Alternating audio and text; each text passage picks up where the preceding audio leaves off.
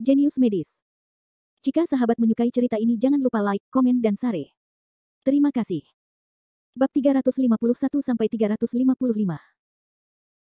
Angsa liar Mo Ling terkejut dan membuka mulutnya, ini tidak mungkin. Tidak ada yang tidak mungkin, Mo Bingyuan menggelengkan kepalanya dan menjelaskan, jika Universitas Kedokteran hilang, para mahasiswanya akan kehilangan kualifikasi akademisnya, yang berarti studi bertahun-tahun menjadi sia-sia. Beberapa mahasiswa dengan latar belakang keluarga yang baik mungkin tidak peduli, namun sebagian besar dari mereka telah kehilangan latar belakang pendidikan dan sulit mendapatkan pekerjaan tanpa ijazah. Pada saat itu, serikat mahasiswa akan menganggap Jericho Lee bertanggung jawab atas kejatuhan mereka ke situasi sekarang. Jika Jericho Lee tidak membawa di Universitas Kedokteran, mereka tidak akan bisa mendapatkan pekerjaan jika mereka berhasil lulus dan mendapatkan diploma. Apakah menurut Anda para mahasiswa ini akan membenci Jericho Lee? Mo Lingyan terdiam. Jawabannya jelas. Seperti yang dikatakan Mo Bingyuan, para mahasiswa sekarang mendukung penggulingan Universitas Kedokteran oleh Jericho Lee. Mereka hanya berada dalam keadaan berdarah sesaat dan tidak pernah memikirkan konsekuensinya. Siapapun yang telah mempertimbangkan konsekuensinya tidak akan mendukung penggulingan Universitas Kedokteran oleh Jericho Lee. Pendekatan Jericho Lee adalah yang paling benar. Biarkan rasa syukur dan kebencian berhenti di sini, dan biarkan masyarakat berhenti menyelidiki tanggung jawab Universitas Kedokteran dan Rumah Sakit Rakyat. Pada saat yang sama, ia mengimbau semua orang untuk memperhatikan situasi medis saat ini. Perlakuan yang mengalihkan fokus perhatian masyarakat. Pada saat yang sama, memberikan kesan kepada masyarakat bahwa mereka berpengetahuan, bertanggung jawab, dan murah hati. Mo Bingyuan memuji pernyataan Jericho Lee. Selama jangka waktu ini, dia telah menunggu Jericho Lee untuk memberikan pilihan terakhir, apakah akan bertarung dengan Rumah Sakit Rakyat Universitas Kedokteran, atau memaafkan mereka, atau mencari cara yang lebih baik. Untungnya, Jericho Lee tidak mengecewakannya. Dia memberikan jawaban yang memuaskan kepada semua orang. Mo Lingyan ragu-ragu, tapi Universitas Kedokteran dan Rumah Sakit Rakyat melakukan hal seperti itu, dia sebenarnya memilih untuk memaafkan. Itu juga, Mo Bingyuan tersenyum dan menggambar tangannya di layar komputer. Anda lihat baik-baik. Dalam pernyataan ini, di manakah dikatakan bahwa dia telah memaafkan Universitas Kedokteran dan Rumah Sakit Rakyat? Mo Lingyan tertegun dan segera membaca pernyataan itu lagi. Sepertinya tidak ada kata, memaafkan, di seluruh artikel, apalagi kata-kata pemaaf dari Universitas Kedokteran dan Rumah Sakit Rakyat, benarkah tidak, artinya dia tidak memilih untuk memaafkan. Tentu saja. Mo Bingyuan mengangguk, beberapa kesalahan tidak akan pernah bisa dimaafkan. Jika itu terjadi, maka itu akan terjadi. Tidak peduli bagaimana cara menebusnya setelahnya, itu tidak akan pernah bisa mengubah fakta. Pernyataan Jericho Lee sangat brilian. Dia tidak mengatakan bahwa dia akan memaafkan. Rumah Sakit Rakyat dan Universitas Kedokteran, artinya dia sama sekali tidak berniat memaafkan. Itu menunjukkan sikap dan posisinya. Siapapun yang memprovokasi dia tidak akan mendapatkan akhir yang baik. Dia tidak mengejar tanggung jawab, hanya mewakili praktiknya. Ini adalah cara orang bijak dalam melakukan sesuatu. Setelah pernyataan ini tersebar, saya pikir tidak ada seorang pun di bidang medis yang berani meremehkannya di masa depan. Begitu, Mo Lingyan tiba-tiba menyadari.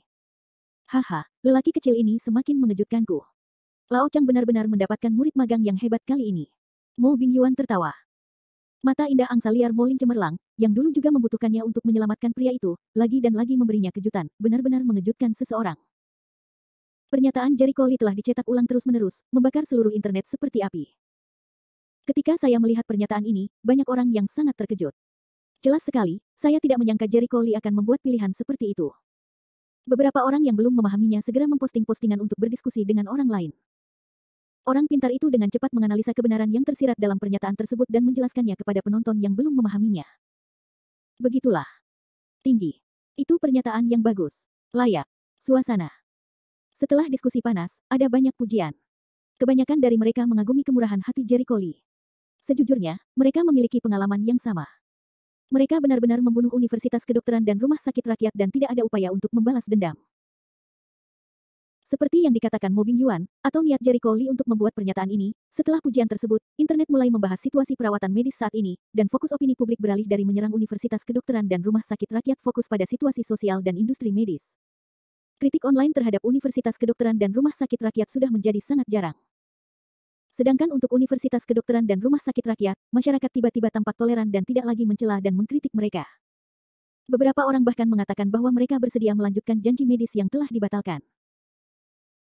2 hari kemudian, suara di internet mencapai Fang Bo, Dong Sueming dan lainnya. Benar-benar. Itu kepala sekolah yang sebenarnya. Jericho Lee telah memenuhi janjinya. Sekarang kecaman media terhadap sekolah tersebut hampir hilang. Seorang guru berkata dengan penuh semangat. Besar. Fang Bo tidak bisa menahan diri untuk tidak berteriak kaget. Kabar baik. Howard Zhao bergegas ke kantor, kepala sekolah, kabar baik. Lembaga-lembaga yang berencana membatalkan bantuan ke sekolah kita menelepon dan mengatakan bahwa mereka tidak berencana membatalkannya, tetapi juga berencana menambah bantuan. Fang Boteng melompat, wajahnya gembira, tiba-tiba bergegas keluar dari kursi. Bagus, bawa aku cepat. Aku ingin berbicara dengan mereka satu persatu. Rumah Sakit Rakyat, Kantor Presiden. Kabar baik, Dekan Dong. Lu Chunxing bergegas ke kantor, evaluasi online terhadap rumah sakit kami tidak terlalu buruk. Kabar baiknya apa? Mungkin mereka lelah, kata Dong Sueming. Lu Chun menggelengkan kepalanya, tidak. Kepala sekolah, tolong buka situs resmi rumah sakit kami dan lihat area pesannya. Situs web. Area pesan di situs resmi rumah sakit penuh dengan pesan-pesan kasar, namun sedikit berbeda dari sebelumnya. Karena pesan terakhir 2 atau 3 hari yang lalu, tidak ada pesan baru. Mengapa? Dong Sueming mengangkat alisnya karena terkejut. Dia pikir dia terpesona. Dia mengerjap beberapa kali dan memusatkan pandangannya. Ya, itu 2 atau 3 hari yang lalu. Apakah ada yang salah dengan sistemnya? Dia dengan cepat merefresh halaman berikutnya, bisa sangat cepat normal membuka refresh, pesan atau sekedar seperti, tidak ada tambahan baru. Dia ingat dengan jelas ketika rumah sakit berada di puncak badai beberapa waktu lalu, ada beberapa pesan kasar di area pesan situs web rumah sakit hampir setiap detik. Mengapa tidak ada lagi? Apakah itu? Dia segera memikirkan Jericho Lee dan menatap LV Chun. Lu Chun dengan cepat menjelaskan sambil tersenyum, Din, seperti yang Anda duga. Jericho Lee memenuhi janjinya. Dia membuat pernyataan di internet, dan hampir tidak ada lagi yang mengutuk rumah sakit kami. Jumlah orang yang datang ke rumah sakit hari ini telah dimulai untuk mengambil. Bab 352 Penyataan. Dong Sueming mengetuk keyboard beberapa kali dan mencari berita yang relevan. Setelah beberapa saat, dia menemukan pernyataan yang dibuat oleh Jericho Lee. Ketika dia melihat isi pernyataan itu, dia tidak bisa menahan nafas lega dan bersandar di kursinya, dia benar-benar memenuhi janjinya. Dalam beberapa hari terakhir, dia menjalani kehidupan yang sangat sulit. Ia selalu khawatir Jericho Lee tidak akan menepati janjinya. Begitu Jericho Lee gagal memenuhi janjinya, rumah sakit rakyat akan hancur. Untungnya, Jericho Lee menepati janjinya dan menghidupkan kembali rumah sakit rakyat. Meningkatnya jumlah masyarakat yang berobat ke dokter membuat masyarakat tidak begitu muak dengan rumah sakit rakyat. Selama sorotan usai, maka RS rakyat akan kembali sejahtera. Pusat Medis Suande. Tuan, terima kasih.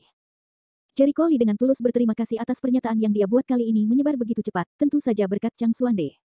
Chang Suande memandangnya, apakah kamu merasa lebih baik?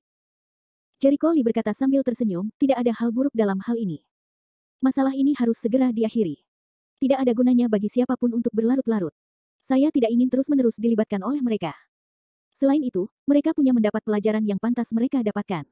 Mereka akan mengingatnya sepanjang hidup mereka. Setelah kejadian itu, Fang Bo dan Dong Sueming akan memiliki bayangan psikologis setiap kali mereka memikirkan namanya. Kalau saja kamu bisa berpikir seperti itu, Chang Suande selalu khawatir Jericho Lee tidak bisa melepaskannya. Sekarang sepertinya dia terlalu banyak berpikir. Jericho Lee sepenuhnya mampu menangani segala sesuatunya dengan baik. Setelah memikirkannya, dia bertanya, bagaimana kamu mempersiapkan skripsi kelulusanmu? Jericho Lee membuat perkiraan dalam pikirannya dan menjawab, saya telah memilih seorang tutor dan meminta nasihat. Dalam beberapa hari ini, saya akan mencari informasi yang relevan, dan saya akan dapat menulis dalam 2 atau 3 hari. Baiklah, kalau pembelaan tesis sudah selesai, kamu akan pergi untuk mengikuti ujian sertifikat kualifikasi dokter TCM. Kamu tidak boleh bermalas-malasan. Chang Suande mengingatkan saya dengan suara yang dalam. Jangan khawatir, Tuan. Saya selalu mengingatnya. Masalah dengan Universitas Kedokteran dan Rumah Sakit Rakyat telah berlalu sepenuhnya. Sekarang Jericho Lee hanya memikirkan satu hal selain belajar kedokteran, yaitu Kuang Ziming, yaitu Li Wenyan membunuh orang tua Kuang Ziming. Saat ini ia perlu mempersiapkan tesis kelulusannya, kemudian harus mengikuti ujian kualifikasi dokter. Dia benar-benar tidak punya waktu pergi ke Kuang Ziming untuk menyelidiki masalah ini. Setelah dipikir-pikir, kami hanya bisa menunda penyelidikan untuk sementara waktu. Namun, dia ingat Miao Xingxin mengatakan Kuang Ziming belum meninggalkan kota Lusu, jadi mungkin Kuang Ziming akan mengambil inisiatif untuk menemukannya. Dalam beberapa hari berikutnya, Jericho Lee berangkat ke sekolah tepat waktu dan mengenal gurunya.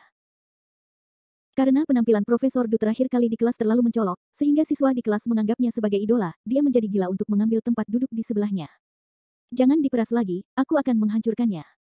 Jericho Lee berwajah hitam, terdiam melihat ke samping para siswa. Semula ada 3 orang yang duduk sendiri dan 6 orang di sisi kiri dan kanan. Sial, dia bahkan tidak punya ruang untuk meregangkan kakinya.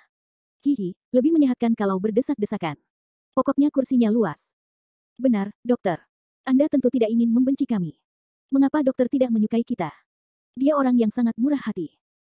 Jericho Lee sedang duduk dalam posisi di mana semua orang berebut tempat duduk yang penuh sesak. Sebagian besar anak perempuan merupakan mayoritas, yang membuat anak laki-laki lain iri dan benci satu sama lain. Gadis-gadis itu berbicara dan tertawa satu persatu. Mereka terkadang mengangkat rambut dan tersenyum, menggaruk kepala dan berpose, mengedipkan mata, serta memancarkan suasana yang provokatif. Dokter, apakah Anda punya pacar? Dokter, apa pendapatmu tentang aku, cantik? Jericho Lee tidak bisa berkata-kata. Sejujurnya, dia sama sekali tidak menyukai ini. Namun, tidak peduli bagaimana dia menolak, gadis-gadis ini tempelkan padanya. Apakah dia pikir dia terlalu populer? Di kelas, ketika guru masuk, wajahnya akan menjadi sangat aneh. Karena mereka belum pernah melihat lusinan orang duduk di area kecil, semuanya perempuan, dikelilingi oleh laki-laki, pemandangan indah ini membuat para guru tidak tahu harus berkata apa. Namun, setelah mereka tahu bahwa Jericho Lee dikepung, mereka mengerti. Jericho Lee berprestasi sangat baik di kelas. Dia bisa menjawab pertanyaan guru apapun, dan dia juga bisa mengajukan beberapa pertanyaan yang guru tidak bisa menjawab. Level yang tinggi membuat guru tersipu. Beberapa siswa mencoba mencarinya untuk meminta nasihat dan berdiskusi secara pribadi, dan sering kali mendapat banyak manfaat. Perlu disebutkan bahwa Jericho Lee juga sangat tampan, terutama setelah masuk ke dalam jalan latihannya, dia memiliki semacam semangat halus yang membuat temperamennya sangat luar biasa. Aneh kalau orang seperti itu tidak populer di kalangan perempuan. Kelas, laki-laki dan perempuan. Dokter ajaib, saya dengar Anda menyelamatkan pasien epilepsi dengan akupuntur di gerbang sekolah beberapa hari yang lalu. Seorang gadis cantik bernama Zhen Zixue bertanya dengan berbisik penasaran. Ya. Jericho Lee masih memiliki kesan. Hari itu adalah hari ketika Fang Bo dan yang lainnya datang mencarinya. Saya juga tahu akupuntur, tapi saya tidak mahir di dalamnya. Bisakah Anda mengajari saya? Alis Zhen Zixue melengkung dan dia terus berkedip dan menjilat. Jericho Lee meliriknya, tapi dia tidak membingungkannya dengan matanya. Bukan tidak mungkin mengajarimu akupuntur, tapi tidak bisa diajarkan dalam 1 atau 2 hari. Kamu harus tahu bahwa aku tidak akan pernah bersekolah lama-lama. Tidak masalah, selama kamu mengajariku 1 atau 2 keterampilan, inti dari keterampilan medis tidaklah banyak, gumam Zhen Zixue, dan menjabat lengan Jericho Lee dengan gaya centil. Bagaimana kalau mengajari orang lain? Suara rengekan Jiao Didi itu membuat beberapa anak laki-laki di sebelah tulangnya garing dan merinding. Namun, Jericho Lee mempraktikkan Alkitab medis.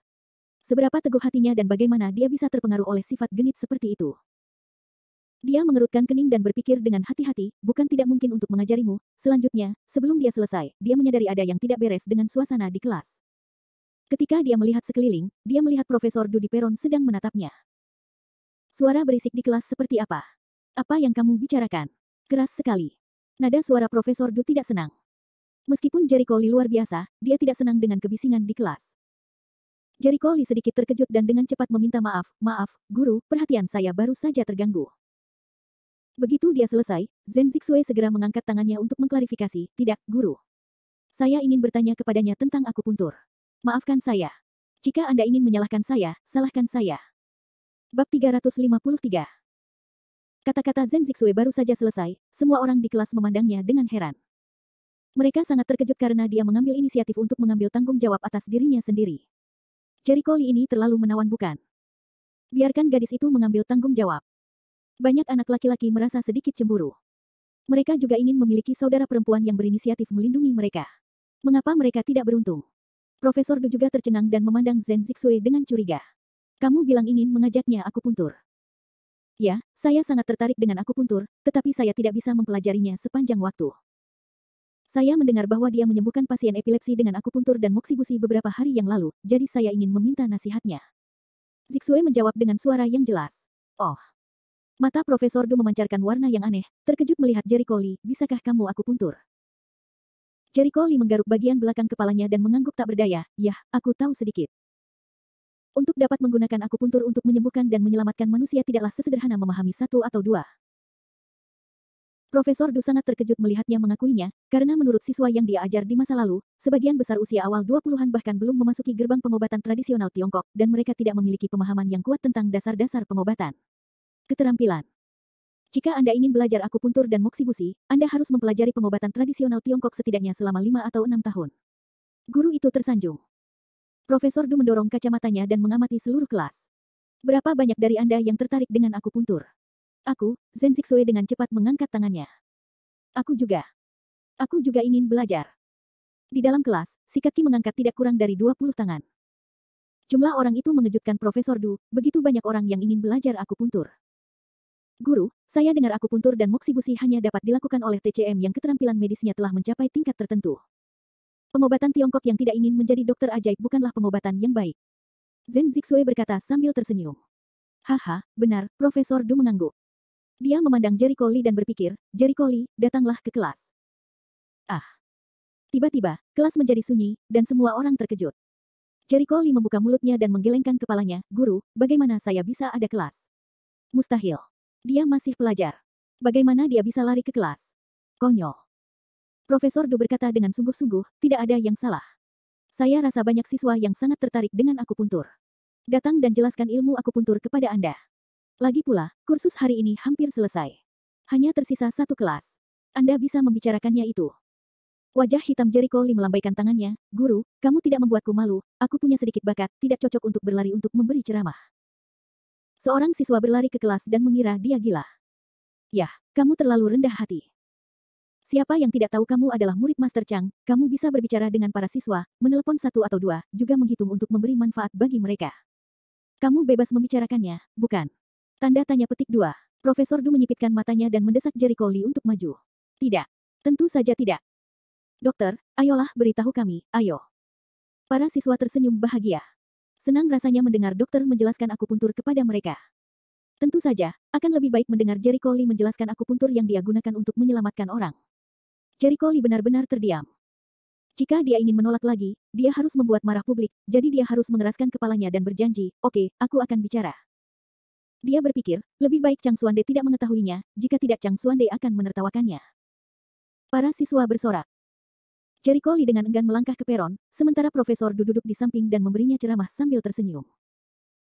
Melihat mata penuh harap di bawah panggung, Jericho Lee merasa mati rasa dan ragu-ragu untuk waktu yang lama sebelum dia berkata. Saya belum siap untuk pertama kalinya di atas panggung. Saya hanya bisa mengatakan sesuatu dengan santai berdasarkan perasaan saya.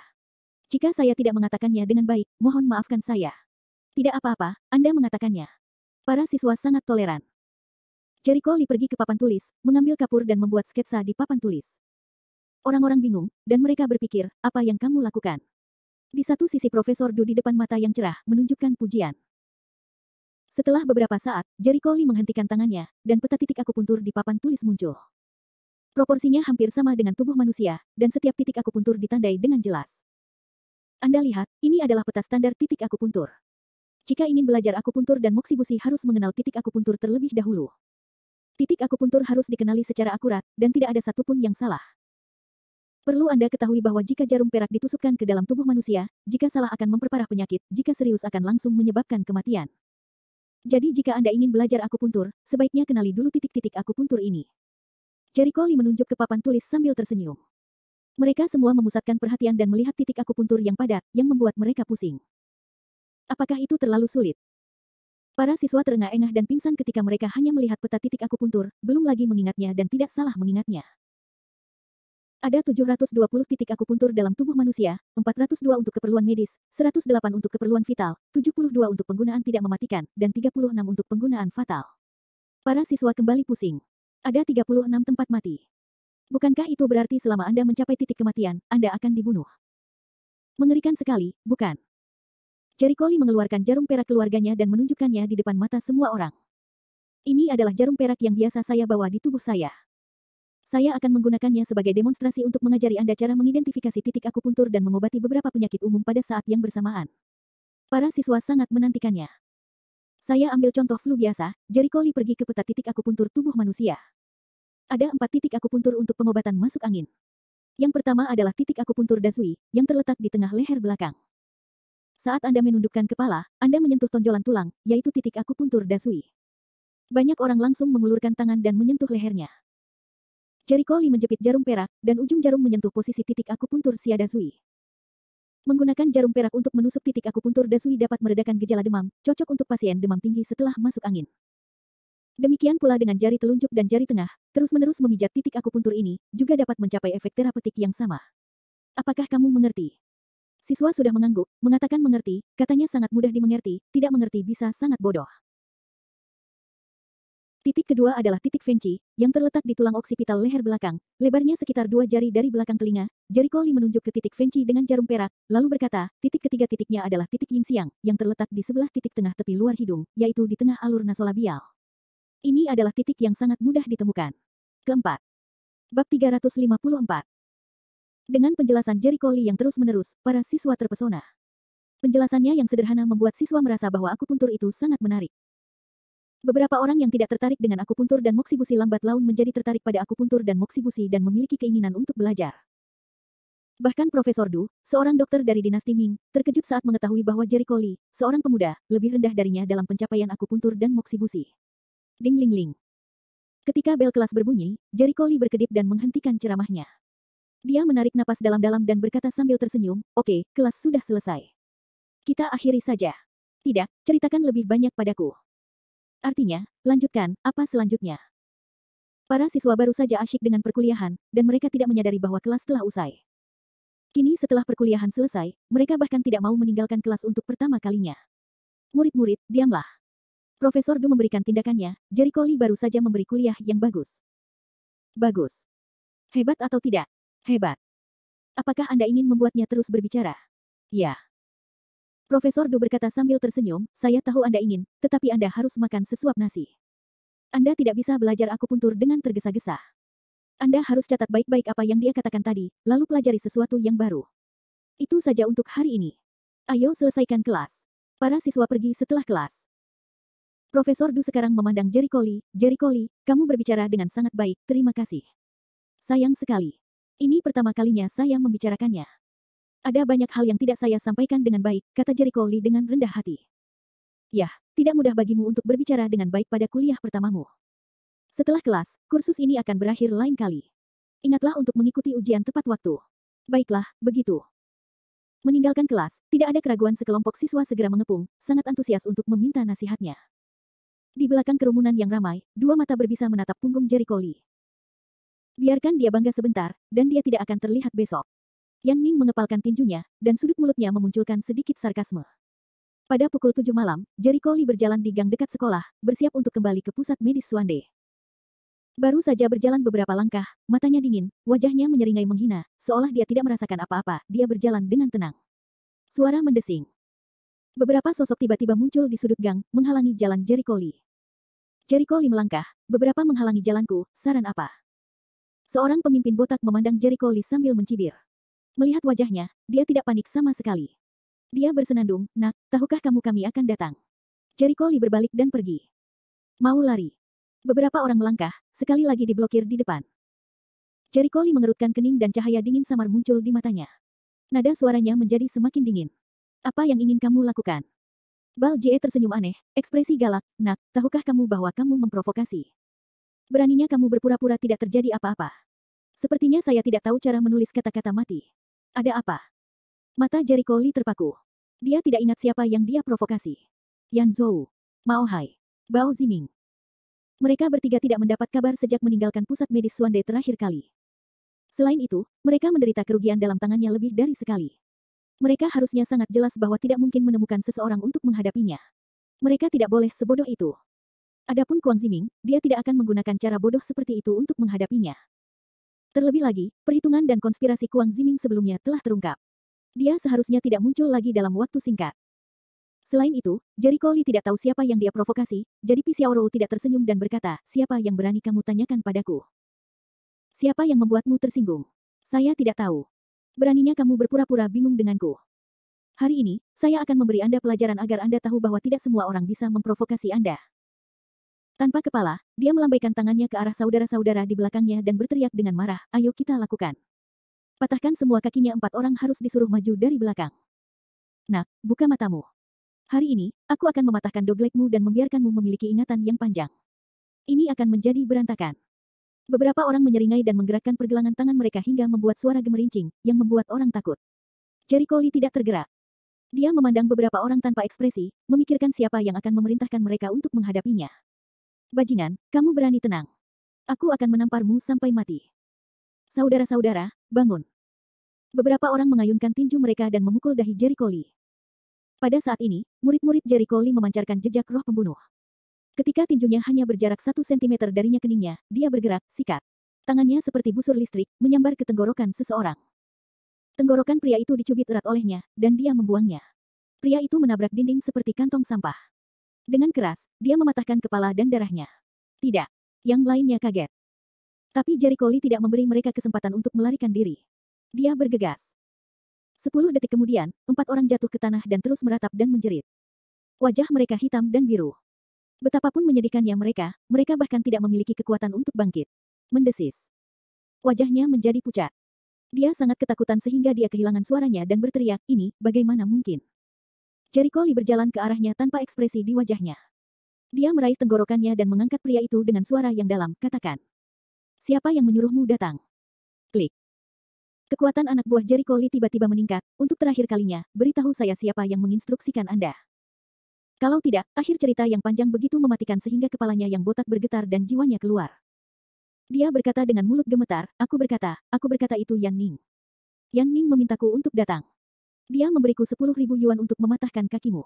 Siapa Yan Ning? Jericho Lee mengerutkan kening. Dia belum pernah mendengarnya namanya. Dia adalah adik laki-laki Yan Zhou dan seorang mahasiswa rumah sakit pengobatan tradisional Tiongkok Universitas Luzhu, ya. Jericho Lee, adik laki-laki Yan Zhou.